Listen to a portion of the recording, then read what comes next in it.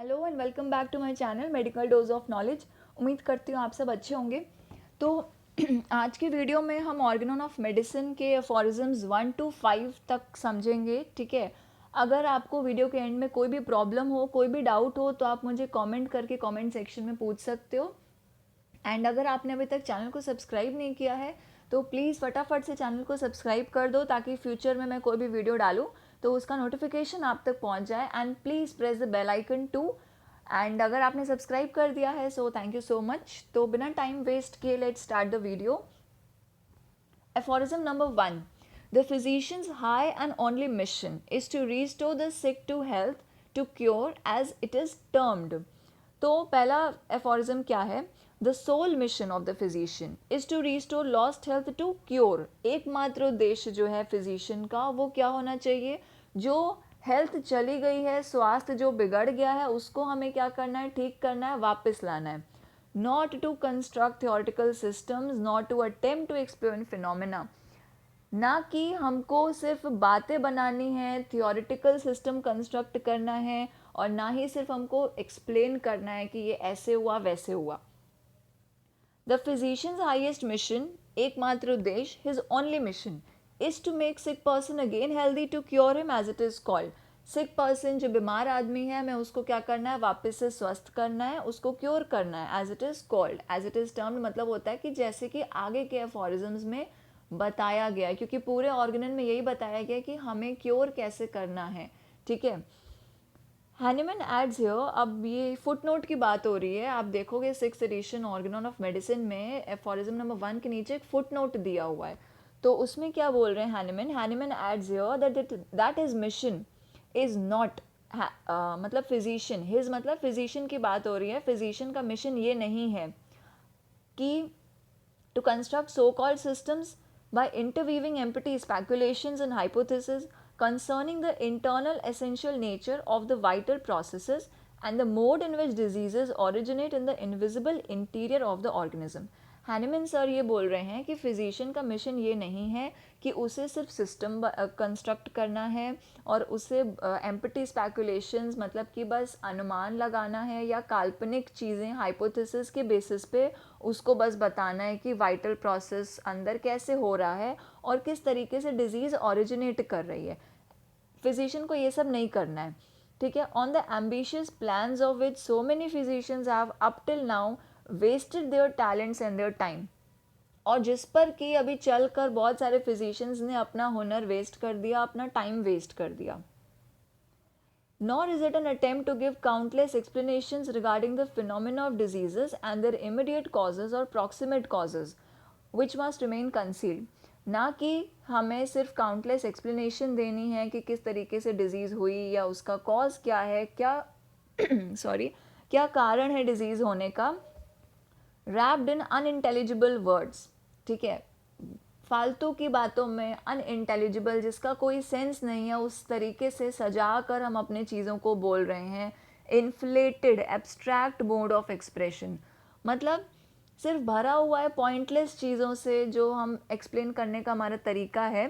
Abstract मतलब होता है इट इज़ नॉट मटेरियलिस्टिक, बस एक आइडिया है।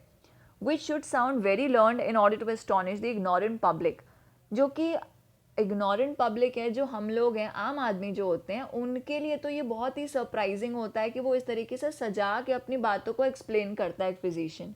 लेकिन जो सिक है वो, उसको क्या चाहिए? Sick humanity sighs in vain for aid. Sighs means वो आहें भरती है, जो बीमार आदमी है वो तो वेन में मीन्स पॉइंटलेस है ना, फिर उसका वो क्या मांग रहा है? ही वॉन्ट्स एड, वो चाहता है कि उसका जो स्वास्थ्य है वो वापस आए। So it is now high time that all those who call themselves physicians should at length cease to deceive suffering mankind with their merit talk, and begin now instead for once to act that is really to help in cure. तो अब ये high time है उन सब के लिए जो अपने आप को फिजिशियन बोलते हैं, उन्हें सिर्फ अपनी बातों से नहीं पेशेंट को ठीक करना है, बल्कि अब उनको काम करना है, जो कि क्या है, हमें हेल्प करनी है और क्योर करना है लोगों को। Okay, so this was about aphorism 1। बहुत ही इंपॉर्टेंट है, हमारे टिप ऑफ द टंग पे होना चाहिए aphorism. It is very important for exams and plus viva also, written exams plus viva. The highest ideal of cure is rapid, gentle and permanent restoration of the health or removal and annihilation of the disease in its whole extent in the shortest, most reliable and most harmless way on easily comprehensible principles. तो इसका explanation देखते हैं. Highest ideal of cure, हमारा cure कैसा होना चाहिए? To restore health, it should be rapidly, gently and permanently. Rapidly मतलब फटाफट हमें क्योर करना है पेशेंट को क्योंकि ऑलरेडी वो प्रॉब्लम में है. जेंटली हमें कोई ऐसा तरीका नहीं यूज़ करना है जिससे पेशेंट को और दिक्कत होए. एंड परमानेंटली उसको जड़ से हटाना है. ठीक है. एनिलेशन मतलब यहाँ पर बोला गया है कि जड़ से हटाना है बीमारी को. And to remove and destroy the whole disease in the shortest, पूरी डिजीज़ को हमको ख़त्म करना है शॉर्टेस्ट तरीके में, सबसे छोटे तरीके में, जिगजैग मैनर में नहीं जाना है. रिलायबल, जो विश्वसनीय हो, एंड अ श्योर मेथड कि हाँ वो हट जाए बीमारी. In the least harmful way and according to clearly comprehensible principles. Least harmful, patient को उसमें कुछ भी हार्म नहीं होना चाहिए, और क्लियरली कॉम्प्रहेंसिबल. कॉम्प्रहेंसिबल प्रिंसिपल्स होते हैं ऐसे प्रिंसिपल्स जो एक लेमैन मतलब आम आदमी भी उनको अच्छे से समझ पाए. ठीक है. That is to say on basis which is logical and uniformly applicable. हर कोई उस चीज़ को समझे, उस प्रिंसिपल को जिस चीज़ पे आपका क्योर बेस्ड है. Okay. So now next aphorism, third. If the physician clearly perceives what is to be cured in diseases, that is to say, in every individual case of disease, knowledge of disease, indication. If he clearly perceives what is curative in medicines, that is to say, in each individual medicine, knowledge of medicinal powers, and if he knows how to adapt according to clearly defined principles what is curative in medicines to what he has discovered to be undoubtedly morbid in the patient, so that the recovery must ensue. To adapt it as well and in respect to the suitability of the medicine most appropriate according to its mode of action to the case before him, choice of the remedy the medicine indicated, as also in respect to the exact mode of preparation and quantity of it required, proper dose, and the proper period for repeating the dose. If, finally, he knows the obstacles to recovery in each case and is aware of how to remove them so that the restoration may be permanent, then he understands how to treat judicially and rationally, and then he is a true practitioner of the healing art.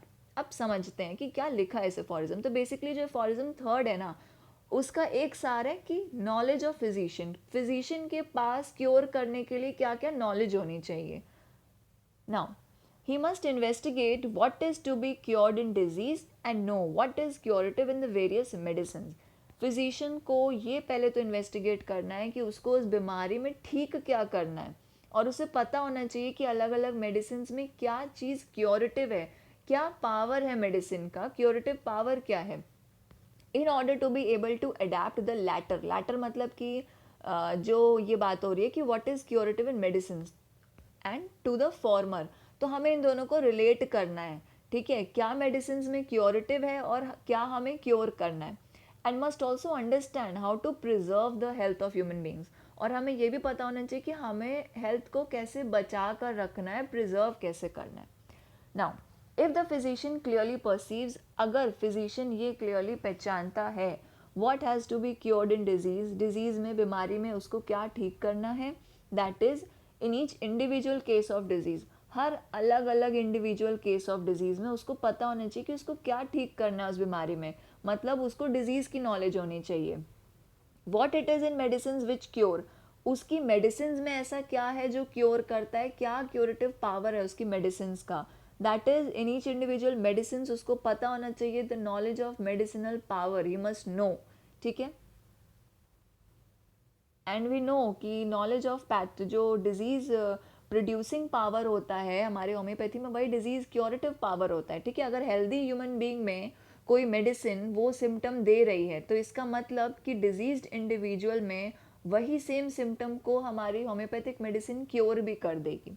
ठीक है. Now if he applies in accordance with the well defined principles. अब अगर एक physician इस चीज़ को apply करता है, ठीक है, वेल डिफाइंड प्रिंसिपल्स पर, कि मेडिसिन में क्योरेटिव क्या है, मतलब हमें ये रिलेट करना है, हमें अप्लाई ऐसे करना है कि डिजीज़ में क्या हमें क्योर करना है और हमारे मेडिसिन में क्या क्योरेटिव है, तो इन दोनों को हमें रिलेट करना है to what he has clearly recognise to be abnormal in the patient.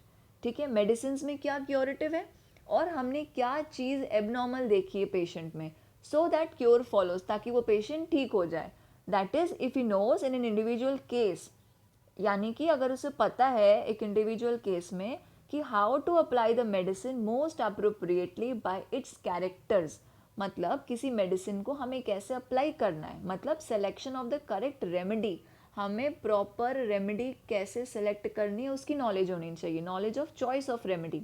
Then prepare it exactly as required and give it in the right amount, हमें जितना ज़रूरत है उसी तरीके से उस मेडिसिन को बनाना है और सही अमाउंट में देना है, करेक्ट डोज में देना है, and repeat the dose exactly as and when required, और जब ज़रूरत है तभी हमें अपनी मेडिसिन को रिपीट भी करना है। तो हमें फार्मेसी की भी नॉलेज होनी चाहिए, ठीक है, how to prepare the medicine, what is the dosages, posology की नॉलेज होनी चाहिए, then how to repeat the medicine, ठीक है, रिपीटेशन की नॉलेज होनी चाहिए। And lastly if in each case he knows the obstacles that come in the way of cure, obstacles basically miasms होते हैं हमारे, जो कि हम पढ़ेंगे next, I'll make video on this also। so वो हमारे obstacles होते हैं जो कि हमारे क्योर में आते हैं, ठीक है, हमारे ठीक जब हम करते हैं तो कुछ ऑब्स्टिकल्स आ जाते हैं, कुछ अड़चने आती हैं, वो ऑब्स्टिकल्स हैं, हमें वो भी हटाने कैसे हैं, क्या ऑब्स्टिकल्स आ सकते हैं, ये भी, इसकी भी नॉलेज होनी चाहिए। And how to remove them, उसको कैसे रिमूव करना है, so that recovery is permanent, ताकि हमारी रिकवरी परमानेंट हो। देन ही नोज, अगर फिजिशियन के पास इतनी सारी नॉलेज है तब उसे पता है कि how to treat thoroughly and efficaciously and is a true physician. तो अगर उसे ये सब नॉलेज है तो वो उसको पता है कि कैसे एक पेशेंट को ट्रीट करना है, तभी वो क्या कहलाएगा, ट्रू फिजिशियन कहलाएगा। ठीक है, now Hahnemann use the word perceiving, देखो यहाँ पे परसीविंग वर्ड यूज़ किया है कि if the physician clearly perceives, ठीक है, परसीव्स का मतलब क्या होता है, perceiving is understanding of things, ठीक है, चीज़ों को हम कैसे समझते हैं, परसीव करना मतलब कि टू सी इन टू, किसी चीज़ के अंदर झांकना, बाहर से नहीं उसको कैसे वो दिख रहा है वो चीज़ नहीं, हमें अंदर झांकना है। ठीक है, करेक्ट परसीविंग में स्ट्रॉन्ग डिटर्मिनेशन चाहिए होती है along with controlled and disciplined mental faculty, seeing things through mental eyes, हमें दिमाग से देखना है, ठीक है, अंदर झांकना है कि क्या गड़बड़ी है उस चीज़ की, तो वैसे हमको परसीव करना है, ठीक है, वो होता है perceiving. Now aphorism 4, he is likewise a preserver of health if he knows the things that derange health and cause disease and how to remove them from persons in health। अब इसका explanation क्या है कि the physician is likewise a preserver of health, physician जो है उसको हम preserver of health तब बोलेंगे कि वो हेल्थ को बचाता है, मतलब हमें सिर्फ कम्युनिटी मेडिसिन और डिजीज़ इन सब की नॉलेज नहीं होनी चाहिए। अब अगर हम एक फिजिशियन हैं तो हमें ये भी पता होना चाहिए कि क्या चीज़ पेशेंट की हेल्थ को ख़राब कर सकती है, क्या डिज़ीज़ कॉज कर सकती है, मतलब न्यूट्रिशन वगैरह की भी नॉलेज हमको होनी चाहिए। ठीक है, if he nose the things that disturb health, अगर फिजिशियन को पता है कि क्या चीज़ें उसकी हेल्थ को, पेशेंट की हेल्थ को ख़राब कर रही हैं, and that cause and sustain illness, जिसकी वजह से वो पेशेंट बीमार है, उसकी बीमारी बनी हुई है, and if he knows how to remove them from healthy people so that they remain free from any sickness, और अगर उसे पता है कि जो हेल्दी पीपल हैं उनसे हमें कैसे ये चीज़ें हटानी हैं, तभी ताकि वो किसी भी बीमारी से दूर रहें। जैसे हम पेशेंट को कुछ चीज़ें एक्स्ट्रा एड ऑन्स देते हैं कि आप ये मत करना, आप अपना खाना ऐसे खाना, डाइट आपको ये लेनी है, ये नहीं लेनी, you have to do exercise and all, तो ये सब चीज़ें भी हमें पता होनी चाहिए, इसकी भी नॉलेज होनी चाहिए। ठीक है, तो तभी एक फिजिशियन प्रिजर्वर ऑफ हेल्थ भी कहलाएगा।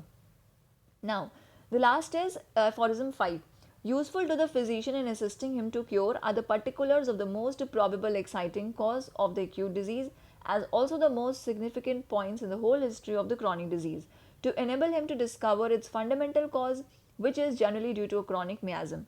In these investigations, the ascertainable physical constitution of the patient, especially when the disease is chronic, his moral and intellectual character, his occupation, mode of living and habits, his social and domestic relations, his age, sexual function etcetera are to be taken into consideration. अब explanation क्या है इसका? It will help the physician to bring about a cure. Physician को ये चीज़ मदद करेगी किसी patient को ठीक करने में, अगर इफ़ ही कैन डिटरमाइन, अगर वो पता लगा पाता है the most probable exciting cause in an acute disease. अगर फिजिशियन पता कर पा रहा है कि जो एक्यूट डिजीज़ है उसमें एक्साइटिंग कॉज क्या है, मतलब उसकी डिज़ीज़ को क्या ऐसा कॉज है कि आप मेडिसिन दे रहे हो उसके बाद भी जो है उसकी बीमारी नहीं जा रही है, तो वो एक्साइटिंग कॉज होता है कि हम कोई उसकी ऐसी हैबिट है कि अगर उसको सांस लेने में दिक्कत है और अगर वो स्मोकिंग कर रहा है तो उसकी प्रॉब्लम उससे और एक्साइट हो रही है, या कोई पेशेंट है वो पर्टिकुलर ऐसी लोकेलिटी में रहता है कि जिससे उसकी प्रॉब्लम और बढ़ रही है, एक्साइट हो रही है, तो वो एक्साइटिंग कॉज हुआ। And the most significant phases in the evolution of a chronic long lasting disease. और क्रॉनिक डिजीज में क्या ऐसे सिग्निफिकेंट फेजेस हैं, so that will enable him to discover its fundamental cause. Fundamental जो underlying cause है, ये सब चीज़ें हेल्प करती हैं पता लगाने में कि फंडामेंटल कॉज क्या है, जो कि यूजुअली क्रॉनिक मियाज्म होता है। In these investigations he should consider, और एक्साइटिंग और फंडामेंटल कॉज के अलावा हमें ये भी पता करना है the physical constitution of patient, कैसे पेशेंट दिखता है, फीज फैट और फ्लैबी और lean and thin. Specially in chronic infections, specially chronic disease में हमें कॉन्स्टिट्यूशन पता होना चाहिए पेशेंट का। Is effective and intellectual character, वो कैसे सोचता है। इज ऑक्यूपेशनल एक्टिविटीज़, उसका काम कहाँ करता है, बिकॉज बहुत सारी डिजीज़ ऑक्यूपेशनल डिजीज़ भी होती हैं, तो वो हमको पता होना चाहिए। हम मेडिसिन तो दे रहे हैं पर वो ऐसी जगह पे काम कर रहा है जिसकी उसकी प्रॉब्लम बढ़ रही है, उससे वो ठीक ही नहीं हो रही है। हिज वे ऑफ लाइफ, उसकी जीने का तरीका कैसा है, सीडेंट्री लाइफ स्टाइल है तो उसको जाहिर सी बात है ओबेसिटी की प्रॉब्लम्स होगी, ठीक है, उसका और भी प्रॉब्लम्स होएगी जो कि ओबेसिटी की वजह से होती है। सीडेंट्री लाइफ, जो पीपल एक्सरसाइज नहीं करते हैं, उसकी हैबिट्स कैसी हैं, खाने पीने की क्या हैबिट है, देन सोशल रिलेशनशिप कैसी है, तो एंड फैमिली रिलेशनशिप्स, उसकी एज क्या है, what is his sexual life, all these things. तो ये सारे एक्सेसरी सर्कमस्टांसेस बोले जाते हैं, ये भी हमको पता होने चाहिए। So that's all for today. अगर आपको कोई भी कन्फ्यूजन हो, you can ask me in the comment section, I will surely help you, I will reply. जो भी आपको प्रॉब्लम होगी मैं उसका आंसर करूँगी, I will solve that problem. And अगर आपको वीडियो पसंद आया हो तो please like and share, and please do subscribe my channel. Thank you so much.